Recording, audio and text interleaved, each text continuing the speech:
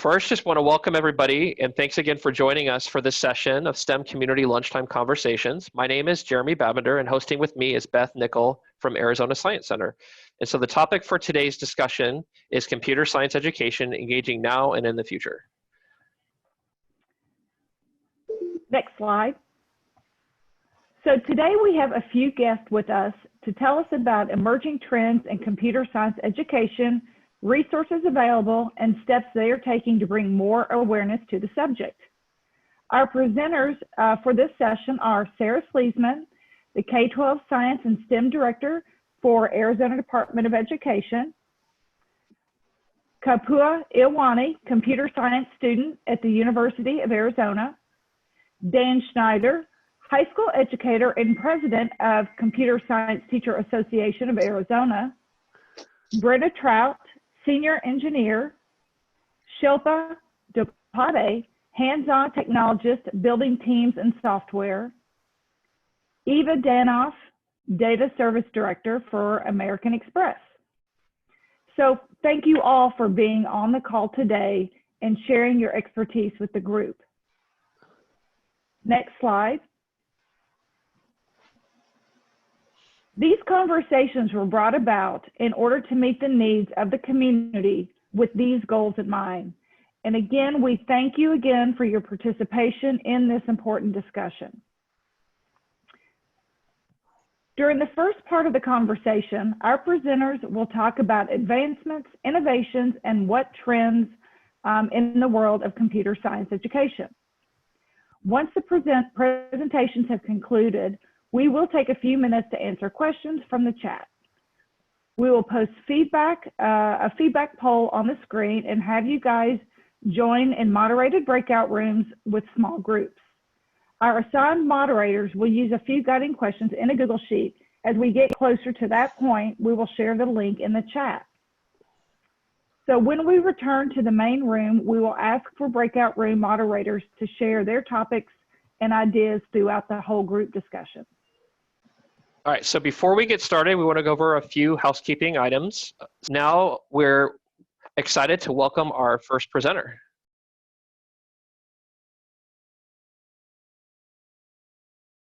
Good morning, and thank you for having me in this room today. I'm going to give an overview of the computer science standards and talk more about what we're doing currently at ADE with the Technology Task Force. Next slide. My name is Sarah Sleesman. I work at Arizona Department of Education in the K-12 standards section of the agency. I oversee standards in science and anything related to STEM, which involves computer science. Next slide. So let's go back from the beginning. So our original task force revolved around computer science had really three main initiatives. Number one was to offer all K through 12 schools and classrooms, and we are still working on that. Second was to create pathways for computer science, and I will talk more about that today and where that money is being allocated to. And three was to create high quality computer science standards for the state of Arizona, and those were adopted back in October of 2018.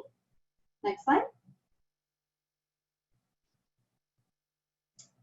So one of our top priorities was to create those pathways. And here we have what we have currently today is a computer science endorsement. And there's two tiers. There's a pre-K 8 tier, and there's a 6 through 12 tier. So the goal of these endorsements are to provide that pathway for educators to obtain the credentials that they need to eventually have an endorsement based on computer science.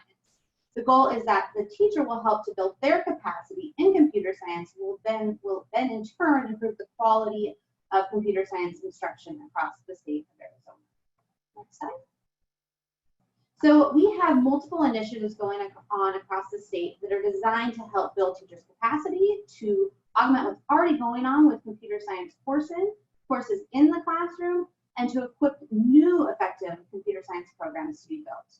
I will talk a little bit today about the micro-credential that we have that we're working on with Bloomboard, as well as the Computer Science Professional Development Grant. Last year, we worked with ASU in partnership with also Computer Science Teachers Association and the Arizona chapter in particular to bring in a computer science professional development week where we had multiple different pathways depending on the grade levels that teachers were looking for and the types of opportunities they looked for. We had over 100 different educators that came in for that. We also have webinars that are currently available right now, as well as some that are also recorded where you can go in and watch them on your own demand. And we also have many videos that we've also created with different partners across the state for short clips on the different components that go into the computer science standard.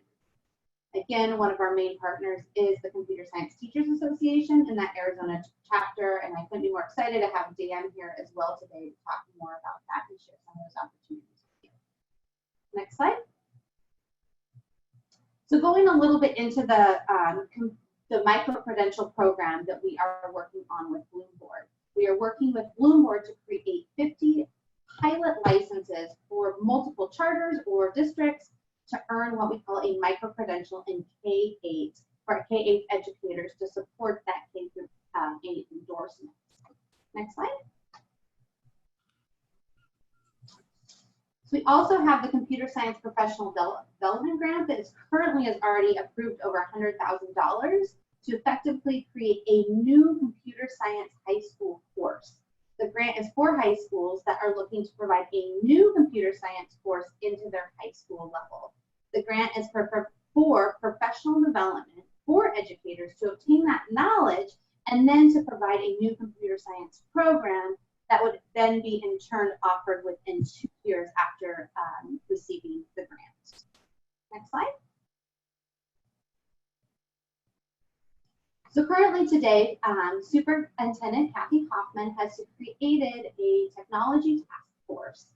This task force is a group of mostly community partners, which is very unique about it. It's not very many individuals at the department that are part of this process. It's really her, and we also have Dr. Janice Mack, who's on the State Board of Education, and we also have her project director, Sophia. But this group really is partners across the state that are really committed to addressing the issues that we have for technology for different schools and different students. And we really are looking for innovative solutions to help decompress that digital divide that we have across Arizona.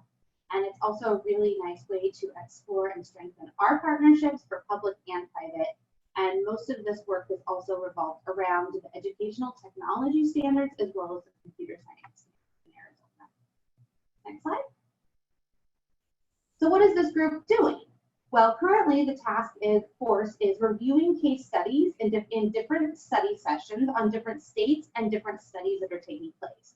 The task force is looking at a variety of different lessons and how could we learn from these different areas and leverage the information that they have learned and gather that as key takeaways for us to produce actions and strategies with a variety of these different partners across the state to support technology in Arizona. Next slide. And if you ever have any questions or things that are beyond today, always feel free to reach out to myself. We also have my Deputy Associate Superintendent here, Sean Ross, is also available. So if you want to reach out and have any questions, we can always direct you into the place you'd like to go. I think that is it. So thank you so much for giving us that overview. I've had the opportunity to be on the task force and really see a lot of the the depth and time that is really going into making sure that we come up with a comprehensive approach, and really thank AD for taking that on. And that overview was awesome. So next, now to cue Dan and Kapua to give an overview of the computer science efforts going on at U of A. Yeah, CSTA. hi. Hi, everyone.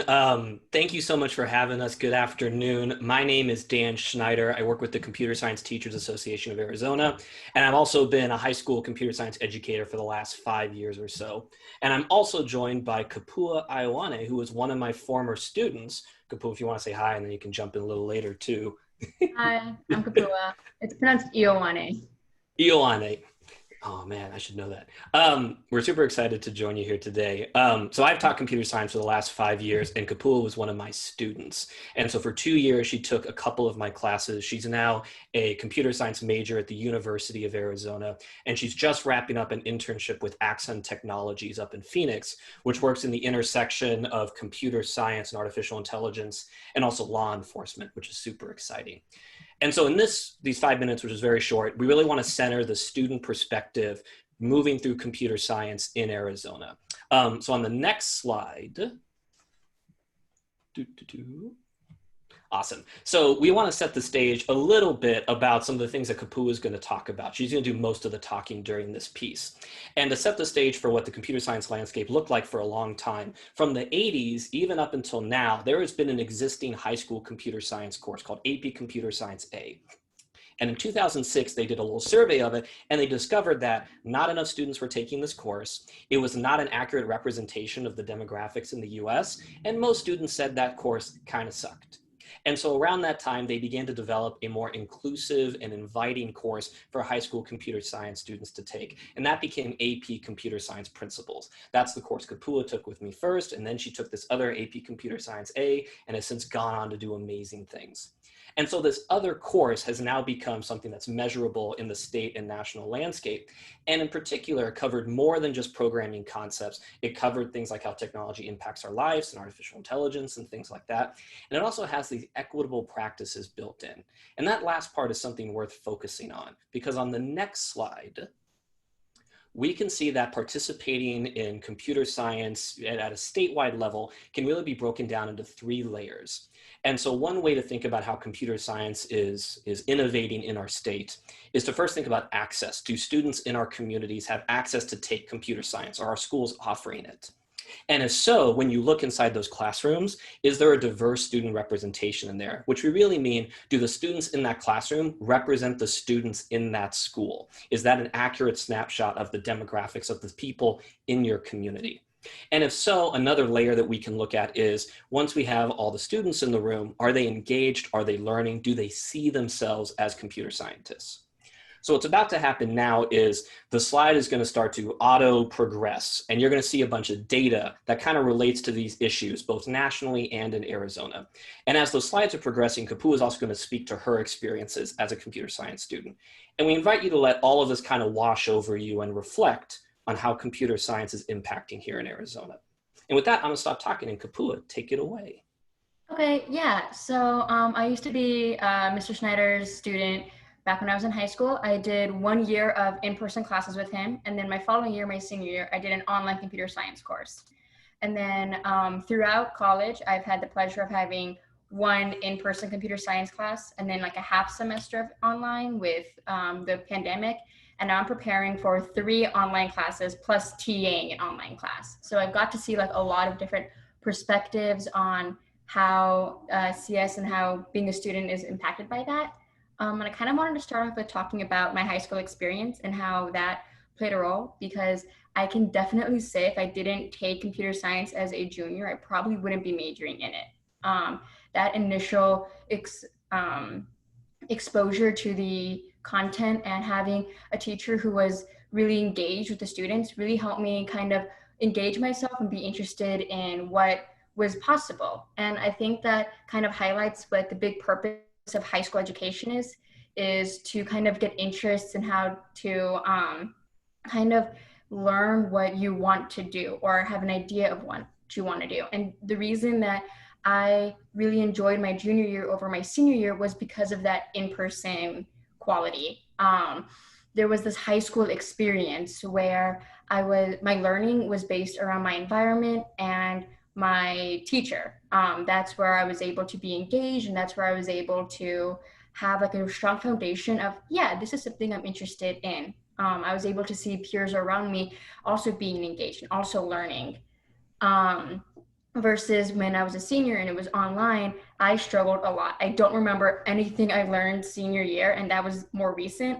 And that's just because I was learning more to just pass the test than I was to trying to learn or trying to be engaged. It wasn't super fun, and I don't know if I really gained much out of the experience, but there was no community anymore. There were, I think, 9 of us in the class, and I only saw them once as a cohort. And that one time we actually got to study together was probably the most productive time I had that entire year in this class. And so being in like an online class for computer science, at least for me and the other students who I knew in high school, didn't work and didn't bode very well. Whereas when I moved to college and I decided to pre-major at the U of A, the learning, rather than being based on the environment and the teachers, was based on my community around me and myself as a person. I had to kind of surround myself with people who I could study with and people who were smart as, if not smarter than me, so I could learn. And that's something that I had to do. I wasn't going to be put in the class, because just because I'm in a class with these people doesn't mean that they actually like the content, which is something that I had to learn very quickly. But when I moved online, that became really hard because I lost that environment of people around me.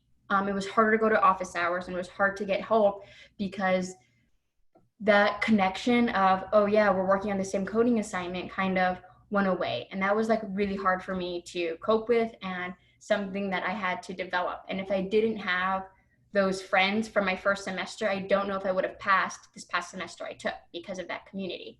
Hey, Kapua. So I spoke too long. I'm sorry. So we have to wrap up, but I think this is a good slide to end on, or that last one was, before we turn it over to the other folks. Thanks for listening to both of us. Yeah, I mean, that was just like, I was like wrapping it up right there. So we're good. I think it's really, I love that, Dan, you brought on Kapua so you can really get that kind of grasp, like what's the perspective from somebody, from the audience perspective. That's something we at SciTech also very much believe in, with student leaders, and really appreciate, Kapua, that you came on to really talk about that perspective. And I think that's going to really inform what we talk about in the breakout conversations later. So I'm hoping you'll be present and be able to talk with the groups about that experience in your breakout as well. And thank you, Dan, for being here to help bring that experience. And so next, want to cue the American Express team. So we get now on the other side in terms of the workforce. And we're really lucky to have Brenna, Shilpa, and Eve here to talk about their perspectives with computer science from the American Express perspective and their work in the workforce. So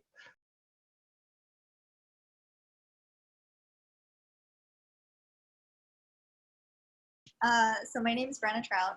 I'm with American Express, and then I've got my colleagues here, Shilpa and Eve as well. So we'll go into a little bit of introductions. But first, I kind of want to just talk about what we're going to talk about today, so that you can get a little bit of an idea before we talk about who we are. So the topic here, what we want to kind of cover is about how you learn how to code and what coding really means and some of the resources that are there and out for you. So if you go ahead and progress, this is just the agenda outline that I just described. So we're going to cover like what it is, why we care about it, how we actually go about learning it, and then some resources that I personally found helpful in interacting with both students and in my own like learning journey all the way up from high school and middle school even before that. So who are we is the next slide. Look at that. Eve is a director for data services at American Express. Shilpa is a hands-on technologist. I know she works with Salesforce and has been part of the Amex group for a while.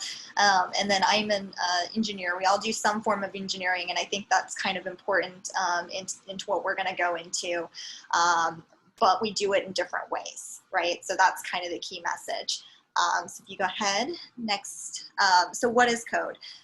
So code is a set of rules for behavior, right? So the example I give here is like a code of conduct, right? This is external to anything of what we might think of in terms of code and computer science, right? This is just linguistics, right? It's also something that we've seen, like we talk about Morse code or cracking the code, right? It's not always about the actual technical implementation. There's just a logical flow of things that you need to do, right? And then tertiary, I think like it's interesting if you can correlate it to life itself, right? So code is in our DNA when we see base pairs, right? The adenine, the thionine, the cytosine, the guanine, I think. Going back a long, long time. But basically, it's not something that is and this is a key message that I had in when I was coming up from learning really what computer science is that you really want to be able to try to connect it to something that you know and you care about, right? Just like everything else. So once we kind of understand like this basis of what code, you know, like can be, we know that there's also this secondary meaning, right? Because we're looking at teaching computer science and integrating these programs, that it also can be used for computing. And when we do that, we have certain specific terms that we tend to see over and over. Again, these are just generic terms that are in English, but we apply them differently when we talk about them for computing. So in this case, we have an algorithm, which is defined as a set of rules for solving a problem in a finite number of steps. But another example of an algorithm is actually a recipe. So when you're cooking, or you know, if you're following an IKEA manual, right? Effectively, what it's done is lay out that same thing for you. Array. So now we kind of have... And just a heads up, you got 3 minutes remaining. Okay, awesome. So the next thing is, why do we want to learn to code? The major reasons we tend to see are statistics about job opportunities, and specifically in technology and computer science. But I think it's really important to connect with students that, like, no matter what you do, this process of learning to code can help you, right? So in the introductions, you saw Eve is the director. Shilpa works in technology, but she works in a different way than I do. But we all basically built upon the foundation that we had just coming up through this learning process. So that's why we learn. And then the next step is how we can learn to code. This is just a slide that talks about technology is increasing. So same thing that I said that you're going to see consistently, I threw it in here as well. But that's it's definitely a main reason, and it's why it's integrated into every single job that's upcoming, or even present, right? So like, we're all using Zoom. We all know how to we all have to learn these same skill sets, is basically my point. Okay, so the next slide is going to talk about how we can learn. So the main thing, my own personal experience has been that learning to code is balanced with a process. I was lucky that I had access, which Dan commented on and Kapua talked about as well. So I had access to coding in high school, but what my teacher did that was pretty interesting to me is the first 6 months of the program that we had, and I started as a freshman in high school, he wouldn't let us touch a computer, right? So we had to come up with flowcharts on how we were going to solve certain problems. Rather than, you know, going in and putting in commands directly. And so there's activities and things that you can do that kind of connect this problem solving process that anyone might be interested in, regardless of whether or not they're thinking or they're going to pursue computer science itself. So that's kind of the main thing. And then really what we wanted to go into the breakout was some activities and other things that you can do, especially with younger groups of students where you may not have resources like, you know, a MacBook available to them, and things like that. So this is a quote by one of the guys who actually wrote the books on computer programming. It says, "Any fool can write code that a computer can understand. Good programmers write code that humans can understand." I have been an engineer for 10 years, and I can tell you this is absolutely true. So I think it's about taking it back, kind of that basics. And so what we wanted to do was share some of that, like I said, some of those things that you might be able to explore that kind of predate the need for some of the more complex things in coding. And that's my talk. Awesome. Well, thank you for you and the team being here. So I think that's really going to be enriching for the breakout rooms to have 3 of you to be able to divide and have you for those conversations. So thank you for doing that. And want to also do a huge shout out for all the presenters. And at this time, we would like to take a few questions from the chat to get us started. Pua, what advice would you give, whoops, hold on, sorry. It just left. Okay, what advice would you give to students to take the class? Can I ask a clarification of what class? Any class, just to get started. What would you say to somebody who says, I don't know how to code, I don't know if I want to start computer science? What would you say to just get in there and get started? Okay, my advice is that you just kind of have to start doing it, and you need to not compare yourself to other students. And as much as that can apply to any kind of education, the problem with computer science is that there's a lot of people who program and code as a hobby, and that's going to make them kind of more excelled or more And that's because they're doing it on their own time versus just their academics, when you might have your other hobbies or interests. I just had a friend who sent me a link to an OS system he developed over summer. And that kind of like, I'm not going to develop an OS system. Like, I just don't care. But I need to like remind myself that he codes as a hobby and I don't. And so that doesn't make him any better or worse than me, and vice versa. And so just to keep that in mind, that there are going to be people out there who are better than you, but not for reasons you might think. That's great. Excellent answer. Thank you. Yes. And then I'm going to toss this one first to Sarah and then maybe to Dan with your CSTA. So at what grade do you think that CS really should have a place in the education system? And, what are some steps to get that moving depending on the age or grade in which you're going to share with us? Yeah, to start with, I think it can start as young as even kindergarten with talking about not my computer doesn't work, but the program is not working.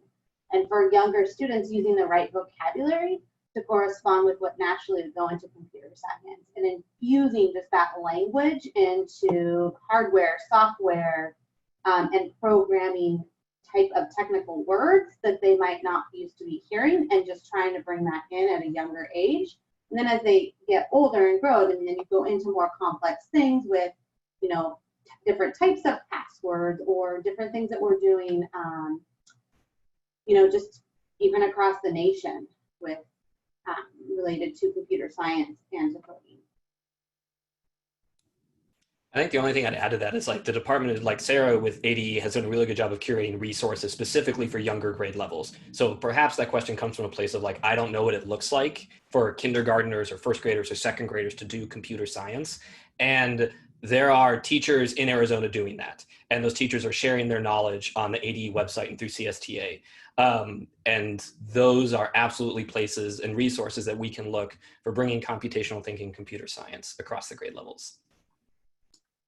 And I actually want to add to that. I had an internship where the whole purpose was teaching teachers how to teach science and coding. And most of our teachers were pre-K and kindergarten and first grade. And they would come to our meetings talking about how little 6-year-old Danny was able to understand a binary trick and how he was explaining it and do it to his parents. And so I have seen little kids understanding these concepts and being able to implement them within their personal lives. Awesome, thank you.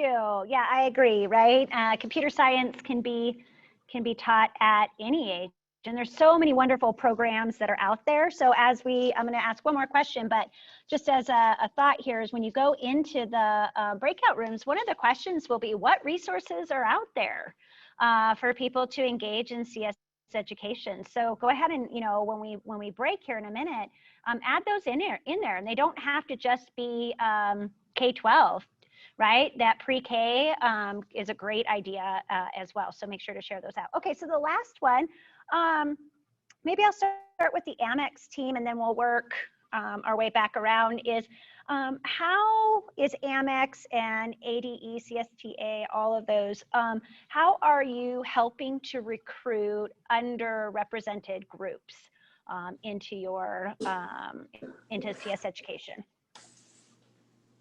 So I can take that. So the folks that I work with, and I said we all do different things. The reason we came together is we're part of a group that's within Amex called Women in Technology. And so we're passionate about it.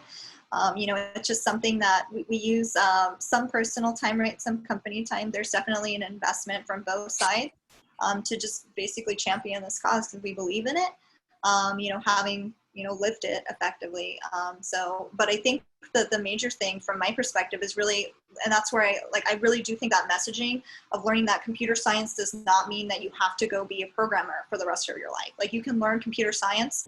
So my background, like straight up, I have a biochem degree. I do not have a computer science degree, right? Like anyone can learn these concepts and you can do so much with it. It opens opportunities for you, but you can also choose to do something else. So like Eve is a director, right? She's done development. She's still very technical, but most of her day-to-day job is really about making sure that other people have resources that what they need to achieve the goals that we're trying to achieve. So, you know, it's a fluid model. And I think once people can connect that I don't have to like live this stereotype or whatever, then, you know, it just becomes a lot more visible, right? And just to add, this is Shilpa, you know, like Brenna said, you know, we have this Women in Technology group. And one of the things we do is not restricted to women. We also have open it for allies and any other different networks that we have within the team. But it's not restricted to technology. We have actually many of our hands-on workshop sessions. We have had a lot of women, a lot of underprivileged, underrepresented teams show up who are in product, who are in totally non-technical field, and they are actually coming in to learn. And I have seen, and we have personally seen, you know, a lot of such candidates, such colleagues actually transition to into a technology role. It's really the passion and the work that you put in. So in American Express, actually, we are very committed, and we are very rich in providing resources, providing trainings as much as we can, providing mentorship that will probably help them, providing learning paths. Actually, this is a learning path, and working alongside the aspirants, so that they know what they are looking for. In addition, we also, you know, as a company, and WIT is what we call ourselves, plays a big role going into different campuses for campus hires. We also go and have a lot of internship hires that we take in. So there are a lot of different avenues that that as American Express, we are very committed to it. Great, thank you. And then Dan or Sarah, do you want to chime in? You'll notice here too, oh, never mind, go ahead. Sarah and Dan, anything you want to add to the work that Amex is doing, maybe from that kind of K-12 pathway, if you will?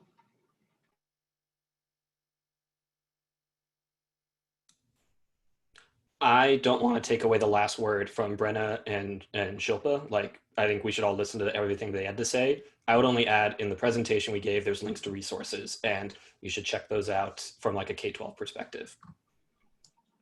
Wonderful. Sarah, any last minute words before we head into the breakout room?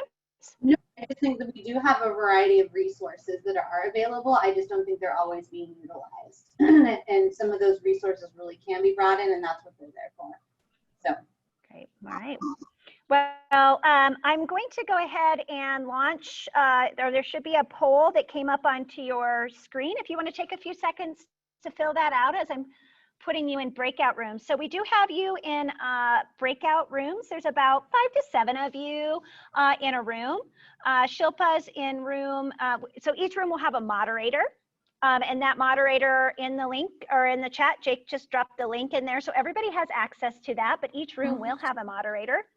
So we'll have Shilpa in room 1, Manny's in room 2, Carol in room 3, Stephanie room 4, Corey room 5, Talon room 6. So I have those preset and ready to go. So I'm going to go ahead and move you into breakout rooms. Now you should see an invite come up across your screen. So we'll be there for about 20 minutes, and then we'll come back and do a quick share out. And so we thank first our presenters for being here today. We truly appreciate you taking the time to come and present for us. So thank you so much for your wealth of knowledge. And then a special thanks also to our moderators for being willing to go into these breakout rooms and take amazing notes. So, What about you? It was awesome. Yeah, we had a great conversation. Everyone was engaged, and we had a lot of good ideas rolling and trying to learn more. So, well, the exciting part is we have another meeting next week to talk about how we're going to put it all in place. Yes, exactly. Yeah, I know. I was kind of feeling bad. I'm like, I didn't want to hog all the conversation just because I'm very passionate about computer science. So it was up my alley. So it was very exciting, and it's been great to hear about everyone else's experiences so far today. It's been awesome. Awesome. What about you, Ron? How did your breakout room go? I know we've almost got everybody back, and Hope's going to do structured answers, but did you have a good time, Ron? It was great. It was Shilpa. It was great. Yeah, we really had some great conversations, and the group was pretty engaged and interactive, and so open to sharing and learning. Awesome. All right, Hope. Great. So we'll just pick a couple people to maybe do a brief share out about their breakout room. Talon, since you're so passionate about computer science, I heard you just say, do you want to go first? Yeah. A big part, a lot of what we kind of talked about is just continuing to find different ways to promote professional development opportunities for teachers to try to help more teachers within the K-12 space be ready and willing and confident and prepared to teach computer science. Obviously, we shared a lot of different resources that we're looking at to try to do.